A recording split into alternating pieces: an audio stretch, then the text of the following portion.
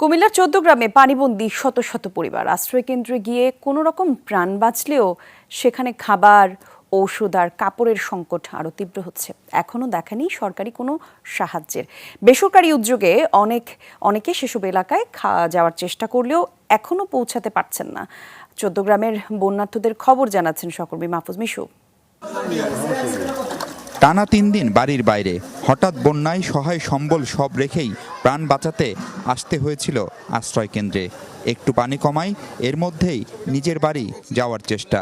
যদিও কবে ফেরা যাবে নিজ গৃহে এখনও তা বুঝতে পারছেন না বানভাসী লাখো মানুষ। আমার বাড়িতে সময় পানি হয়েছে, এখন দেখতে গেতেছি পানি কমছে নাকি কি হাল অবস্থা। আমরা তো বাড়িতে নাই, আমরা আরেক জায়গায় গেছিলাম, এখন আজকে যাইতেছি আর কি, বাড়ির কি পরিস্থিতি ওটা দেখব।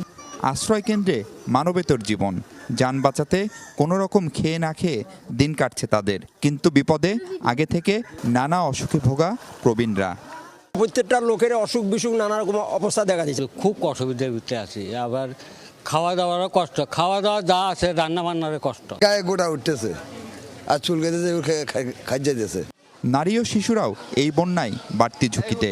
সহায় সম্বল সব হারিয়ে একেবারে নিঃস্ব তাদের কেউ কেউ। অনিশ্চিত ভবিষ্যতের চিন্তায় সময় যেন কাটে না তাদের। ভালো নাই ভাই, স্বামীও নাই, 4টে বাচ্চা লোক, কষ্টে আছি। ধান চাল সব অনেক পাশে গরু গুনি আনছে, মানুষের যাই আর কিচ্ছু বলতে পারে না। আন্ডা বলা পাইনি কোন যাই আন্ডা জিনিসপত্র কিচ্ছু বাঁচাইতে পারেনি, কোন গেছে আন্ডালা কিচ্ছু। চোরে নিলে তো 2-4টা থাকে, পানি তো মনে হয় সব হঠাৎ করে আসে পানি।